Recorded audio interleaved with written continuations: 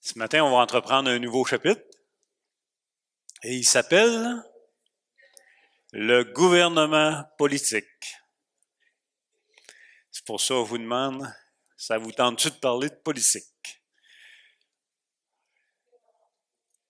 À quoi pensez-vous quand on parle ou quand on dit gouvernement politique? Tout d'un coup, on se met à penser à quoi, là? Nos impôts? Oh, des promesses non tenues? On peut penser à des ministres, à des premiers ministres, à des ministères, à des partis, la CAQ, le Parti québécois, le Parti libéral, le Parti conservateur. On peut penser aussi, quand on parle gouvernement politique, ceux qui dirigent. On peut penser aux partis d'opposition. On peut penser à plein de choses. On peut penser à des passions. Gouvernement politique, des fois, ça stimule des passions, des chicanes. On le voit même à l'Assemblée nationale, des fois, que c'est la courtoisie prend le bord. Des lois. Gouvernement politique, on vote des lois, des règlements, des lignes de parti, etc. Toutes ces réponses-là sont bonnes quand on pense à gouvernement politique, mais est-ce que c'est là qu'on va aller? Pas vraiment. Toutes ces réponses sont bonnes, mais en même temps, ça semble pas si simple lorsqu'on parle de gouvernement politique à l'Église. Dans nos discussions familiales, dans nos discussions au bureau, peu importe, des fois on peut parler de politique, puis on peut se laisser emporter un peu. Mais à l'Église, quand on arrive avec un chapitre, la confession de foi, gouvernement politique, dit donc, quel rapport qu'il y a entre le chrétien et le gouvernement? Quel rapport qu'il y a entre la communauté chrétienne et le gouvernement? C'est un peu ce qu'on va voir. Et encore une fois, je vous le dis, la doctrine du gouvernement politique, c'est pas si simple, mais vous allez voir, c'est pas compliqué, là, mais ça peut le devenir si on reste pas là, sage. Mais c'est néanmoins une doctrine nécessaire. Okay? C'est un sujet qui a divisé à l'époque, qui peut diviser encore si c'est pas utilisé avec sagesse. D'ailleurs, les confessions de foi pas se contredisent, mais ne s'entendent pas sur le sujet nécessairement. Et même des fois, une confession de foi qui a été révisée change d'opinion un peu sur le sujet. Donc, faut être sage. Ça veut aussi dire qu'il peut y avoir des opinions différentes. Mais néanmoins, il faut faire preuve un peu là, de tolérance et d'ouverture, tout simplement. Le gouvernement politique, c'est pas une doctrine primaire à salut. Donc, ça aussi, il faut en tenir compte, mais c'est une doctrine importante et intéressante en passant, vous allez voir. La 1689, quand elle va parler du gouvernement politique, elle ne viendra pas mettre de l'huile sur le feu avec différentes passions ou opinions. Elle va y aller là, beaucoup plus dans des principes généraux. Fait que ça aussi, ça va être intéressant. Elle va parler de rôle, elle va parler d'origine, elle va parler de pouvoir, mais elle n'entre pas dans les détails. Fait qu'on va lire le paragraphe 1, si vous êtes prêts. À la page 67, encore une fois, nouveau chapitre 24, le gouvernement politique. Paragraphe 1. Dieu, le suprême Seigneur et roi du monde entier, a établi, pour sa gloire et pour le bien public, des gouvernements ayant autorité, sous la sienne, sur les citoyens. À cet effet, il leur a donné le pouvoir du glaive, afin qu'ils protègent et encouragent les gens de bien et qu'ils punissent les malfaiteurs. Beau petit paragraphe. Assez simple, mais bien intéressant. Premièrement, la 1689 va débuter cette doctrine en parlant de la source, en parlant de l'origine du gouvernement, d'où Ça vient premièrement. Romains 13, 1 à 4, verset de référence pour la 1689 sur le premier paragraphe. Romains chapitre 13. Donc, encore une fois, Dieu, le suprême Seigneur et roi du monde entier, a établi pour sa gloire et pour le bien public des gouvernements ayant autorité sous la sienne sur les citoyens. Romains 13, que toute personne soit soumise aux autorités supérieures, car il n'y a point d'autorité qui ne vienne de Dieu, et les autorités qui existent ont été instituées de Dieu. C'est pourquoi celui qui s'oppose à l'autorité résiste à l'ordre que Dieu a établi, et ceux qui résistent attireront une condamnation sur eux-mêmes. Ce n'est pas pour une bonne action, c'est pour une mauvaise que les magistrats sont à redouter. Veux-tu ne pas craindre l'autorité? Fais le bien, et tu auras son approbation. Le magistrat est serviteur de Dieu pour ton bien. Mais si tu fais le mal, crains, car ce n'est pas en vain qu'il porte l'épée ou le glaive, étant serviteur de Dieu pour exercer la vengeance et punir celui qui fait le mal. OK. Quand même intéressant. Verset que je suis sûr que vous êtes familier, que toute autorité a été déléguée de Dieu, instituée par Dieu premièrement. Souvent dans les réunions de prière, on va prier pour les autorités, nos gouvernements. Donc vous êtes familier avec ça. Mais ça veut dire quoi un petit peu plus, le fait que ça vient de Dieu et c'est sous son autorité pour sa gloire et pour le bien public, afin que les gouvernements règnent sur les nations. Ça veut dire quoi? Mais ça veut dire que ce n'est pas le peuple et son consentement qui est la source de l'autorité légitime. Je m'explique. Si je vous dis le vote populaire, vous avez déjà entendu ça? Ben en fait, le fait que ce n'est pas le peuple qui donne un sens à l'autorité légitime, ça change tout. Parce que sinon, présentement, ce qu'on vit, c'est que nos gouvernements vont chercher, par exemple, l'approbation de la société, l'approbation du peuple pour diriger. Ce qu'on appelle le fameux vote populaire. Tout est pensé en fonction de ça. Tout tourne entre l'homme qui dirige, les gouvernements, les sociétés, et les citoyens. Et les citoyens sont le baromètre du gouvernement. Et ça, c'est pas bon. Et là, on va entendre parler des gens qui dirigent. J'ai reçu un mandat populaire, un mandat fort. Ils sont en train de inverser l'origine de l'autorité. Ils sont en train de citer l'origine comme étant la nation et non Dieu en premier. Ils deviennent redevables à la société et non envers l'autorité qui les a mis en place. Ce faisant, c'est pas une bonne nouvelle parce que ils sont redevables en premier à la société et c'est leur première raison d'être. Et ça, c'est pas bon. Pourquoi? Tout simplement parce qu'ils perdent l'origine de vue.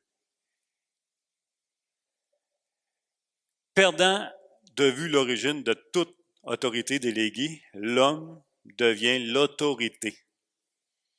Et l'homme devient le point de référence de ce que la société doit être. Je ne sais pas si vous nous suivez. C'est un petit point, c'est bien important, mais on est dedans et on ne s'en rend pas compte. On baigne dedans. On baigne là-dedans.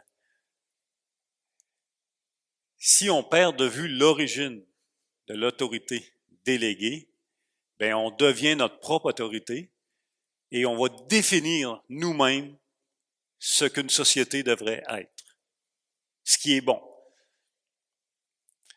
Donc oui, le gouvernement est composé de personnes en passant, c'est pour gouverner, mais le gouvernement n'est pas le point de départ en lui-même.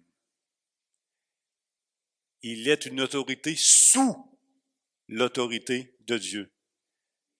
Donc, il n'est pas le point de départ. Et ça, c'est vraiment important.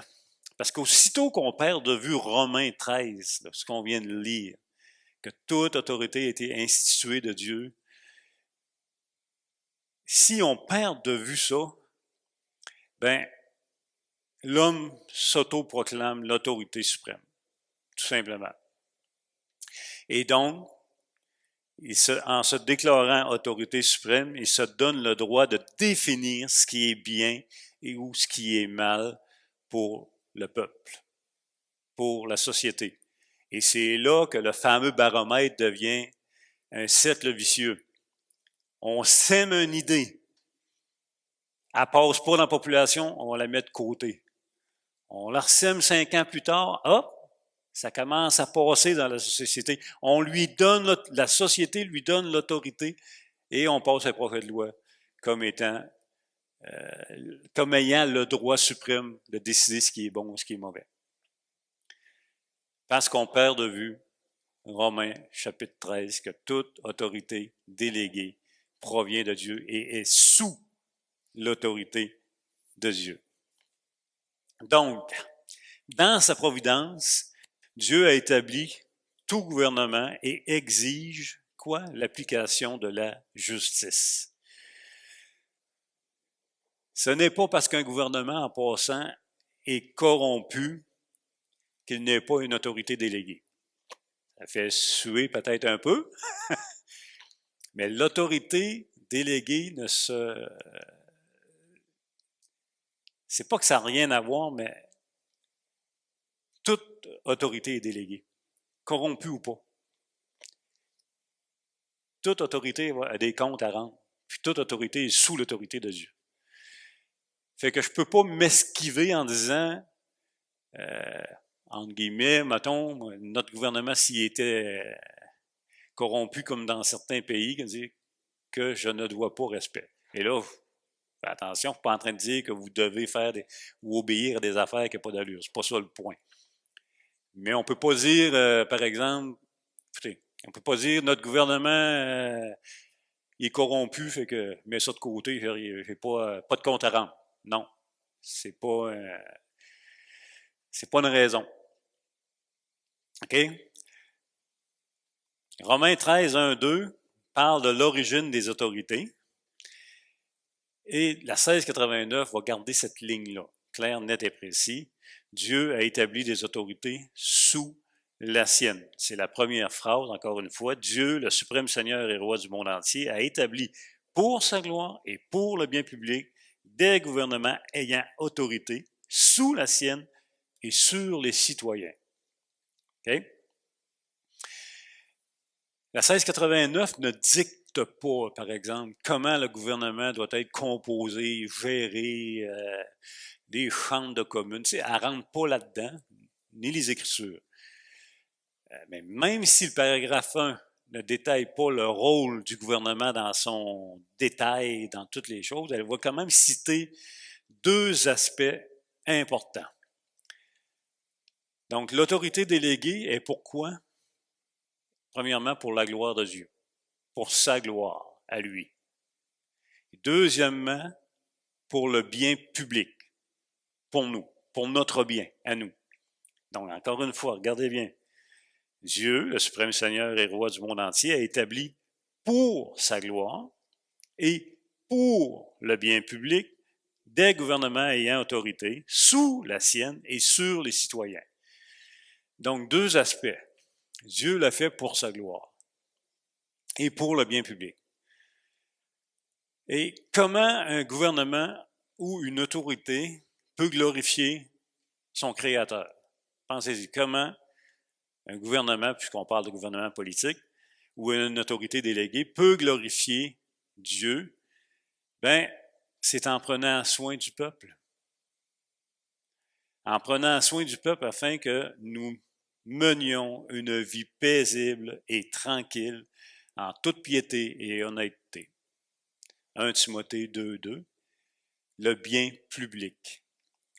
En d'autres mots, une autorité déléguée rend gloire à Dieu en prenant soin des gens,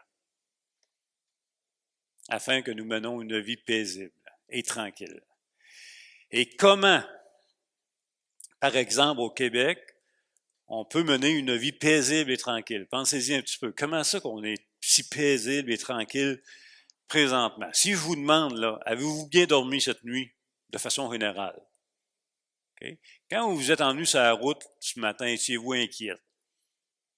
Pourquoi? Parce que quoi? Ben, dites-vous que si vous avez bien dormi de façon générale, que vous avez pris votre véhicule ce matin ou à pied pour vous emmener sans tracas, c'est parce qu'il y a un résultat. Il y a un résultat de vie paisible et tranquille présentement. Quand vous vous êtes couché hier soir, vous vous êtes pas cassé la tête, je vais-tu me faire voler cette nuit? Je vais-tu me faire enlever cette nuit? Vas-tu me faire tuer cette nuit? Vas-tu quelqu'un qui va mettre le feu dans ma maison cette nuit? Ça n'a pas été un réflexe dans votre tête. Quand vous vous êtes emmené dans la voiture, vous n'êtes pas posé la question, va-tu avoir un barrage de brigands? Il va-tu avoir des gangs de rue? Va-t-il falloir que je me cache ou que je compte une menterie pour dire que je viens de l'église parce que j'ai peur? Vie paisible et tranquille. Si vous aviez couché hier soir à Port-au-Prince, peut-être que vous auriez gardé les yeux ouverts toute la nuit. On n'a pas le même résultat. Comment une autorité déléguée de Dieu, sous l'autorité de Dieu, peut rendre gloire à Dieu, c'est de prendre soin du bien public qui est nous, afin que nous menions une vie paisible et tranquille. Quand on y pense, là, c'est pas partout dans le monde, hein? Vraiment pas partout. On vit une saison de grâce dans notre pays, qui en passant est fragile. Si vous aimez un petit peu la politique, vous pouvez voir que c'est ainsi, il y a des tensions partout. Un étincelle peut mettre fin à une paisibilité dans un pays, dans une province, ça prend à rien. 3, 4 petites gangs de rue dans une ville peuvent se mettre à semer une terreur. Donc, il faut, l'apprécier. OK? Donc, pourquoi avez-vous bien dormi? Ben, c'est la deuxième phrase en passant. Comment on en arrive? Okay, je vais vous poser une question différente. Comment l'autorité déléguée peut s'y prendre qu'on mène une vie paisible? Par quels moyens? Ben, c'est l'exécution de la justice.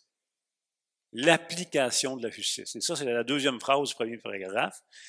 À cet effet, il leur a donné le pouvoir du glaive ou de l'épée, afin qu'ils protègent et encouragent les gens de bien et qu'ils punissent les malfaiteurs.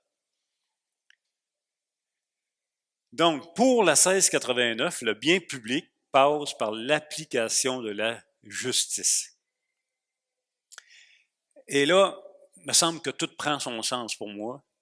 Qui dit application de la justice dit obligatoirement une autorité. Qui dit application de la justice dit collectif. On ne parle pas d'une justice individuelle, d'une justice propre. On parle d'une justice d'un bien de société, d'un bien collectif. Le gouvernement y est délégué de Dieu, sous l'autorité de Dieu, pour rendre gloire à Dieu. Comment? En appliquant la justice de Dieu. Résultat, vie paisible et tranquille. C'est un mandat divin en passant, délégué au gouvernement. Pas de justice, pas de vie paisible.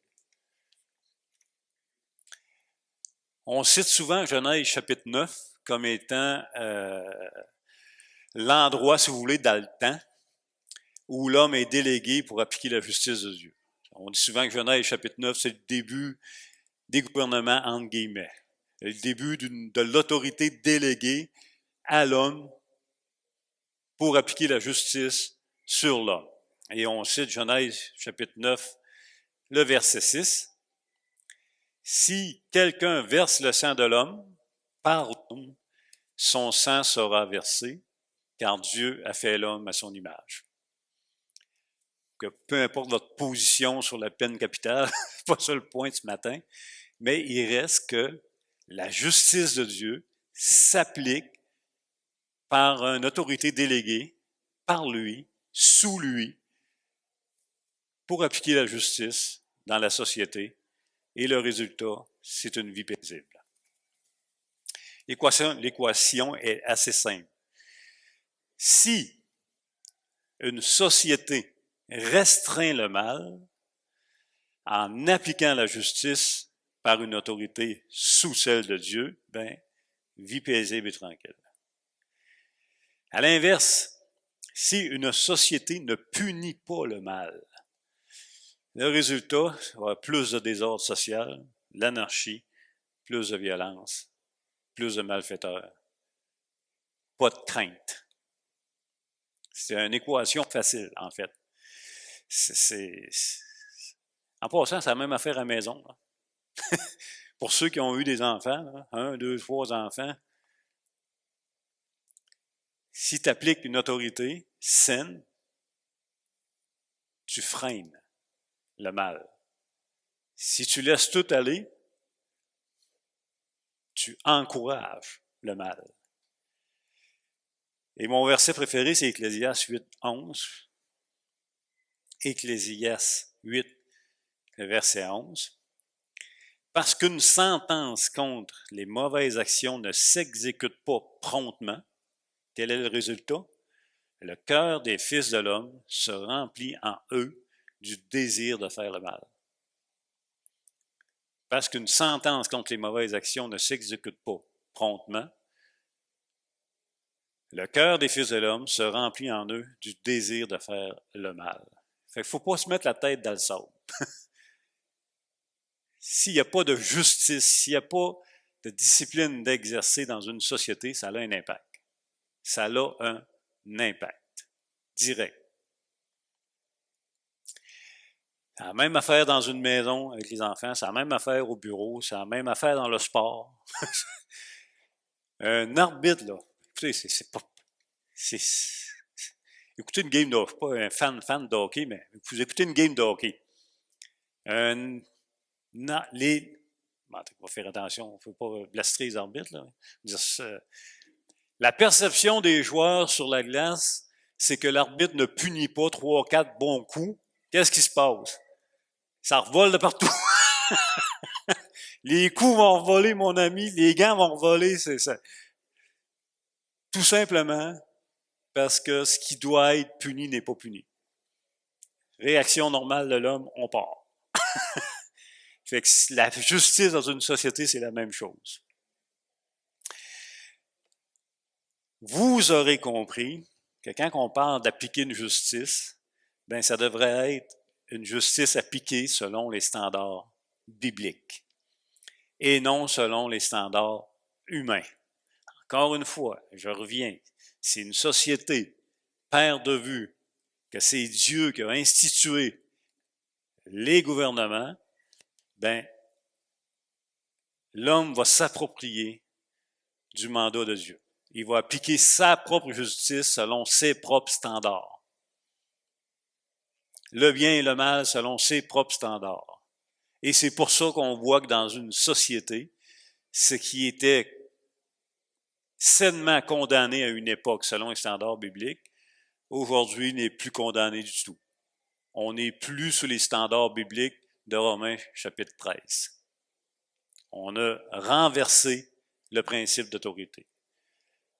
Quand on est rendu à légaliser ce que la parole de Dieu condamne comme injuste, ben, on a pris le rôle de Dieu et on applique une justice selon des standards humains que la société va endosser, le fameux baromètre du vote. OK. Il faut aussi garder en mémoire qu'il n'existe pas d'autorité parfaite. Pourquoi? parce qu'on vit sous le soleil. C'est aussi simple que ça. Ça n'existe pas un patron parfait, ça n'existe pas un gouvernement parfait. Oui, il peut y avoir des variations, là. Oui, il y a des mauvaises autorités, il y a des autorités tellement corrompues qu'il n'y a plus rien à faire. Il y a d'autres autorités que c'est beaucoup plus sain, mais il n'y en a pas de parfait. OK? Fait que ça, faut l'accepter. On vit dans un monde déchu.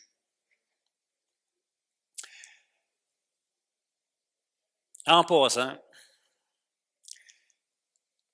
c'est pour cela que dans Romains, chapitre 13, le policier, ou le soldat, est cité comme un serviteur de Dieu. C'est drôle la première fois que tu lis ça.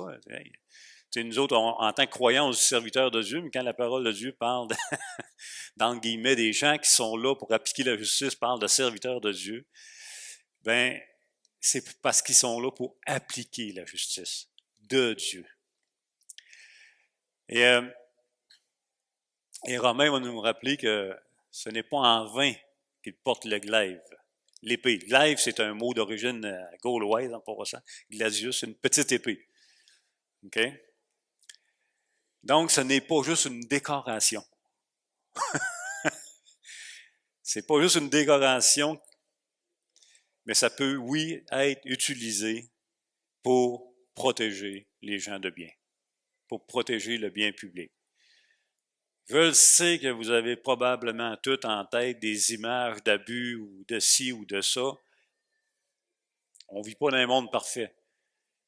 Mais dans un premier temps, un policier qui porte une arme, il ne la porte pas en vain. C'est-à-dire que dans certaines occasions, elle peut et elle doit être utilisée pour protéger les gens de bien et encourager le bien dans une société, pour appliquer la justice de Dieu. OK? Je sais que ça fait scandale un peu, là. On dirait qu'à chaque fois qu'un policier sort son arme pour quelque chose, il est premièrement coupable avant même qu'on sache c'est quoi la raison, là. Mais rappelons-nous ceci, la parole dit que ce n'est pas en vain qu'il le porte. C'est pour punir le mal. Okay? Veux-tu ne pas craindre l'autorité? Fais le bien. Donc, en passant, nous avons une responsabilité face au gouvernement politique. Okay? Premièrement, ne jamais oublier que c'est une autorité déléguée de Dieu sous l'autorité de Dieu. Okay? Fait que déjà là, ça nous ramène vers l'origine. Et considérant ça, la parole nous demande de prier pour les autorités. Donc, on a le rôle et la responsabilité de prier pour nos gouvernements, prier pour nos dirigeants, prier pour ceux qui prennent des décisions qui peuvent avoir un impact sur une vie paisible et tranquille ou pas. Fait que ça, c'est une responsabilité que nous avons. Et il y a un minimum, je pense, d'intérêt ou d'implication politique qu'on doit avoir comme citoyen. Un minimum, je dis bien. Parce que ce sont eux qui votent les lois, qui prennent des décisions. Et je pense qu'on a un minimum à être impliqué de loin. On peut, en d'autres mots, on ne peut pas dire gouvernement, politique, ouais, en plus tu dis roi. Et la réponse de Jésus était quoi? Mon royaume n'est pas de ce monde, répondit Jésus. Si mon royaume était de ce monde, mes serviteurs auraient combattu pour moi, afin que je ne sois pas livré aux Juifs. Mais maintenant, mon royaume n'est point d'ici-bas. Fait que pour Rome, à l'époque, c'était pas une menace. Donc ça, servons-nous-en, nous aussi. On n'utilisera pas le gouvernement politique pour faire avancer un royaume qui n'est pas le sien. Nous sommes dans ce monde, mais pas de ce monde. Mais on ne peut pas mettre de revers complètement nos gouvernements en disant non, on a une responsabilité, Dieu nous demande. Parce que si quelqu'un rejeter du revers de main toute forme d'autorité politique, c'est aussi rejeter celui qui les a mis en place. Okay? C'est Dieu qui a mis les gouvernements en place comme autorité. Donc, si on résume le paragraphe 1, encore une fois, c'est dans sa providence que Dieu a instauré des autorités sous son autorité. Pourquoi? Pour sa gloire et pour le bien public. Et comment une autorité rend gloire à Dieu? Mais c'est en appliquant sa justice dans une société, protégeant et encourageant les gens de bien et punissant le mal. Résultat, vie paisible et tranquille.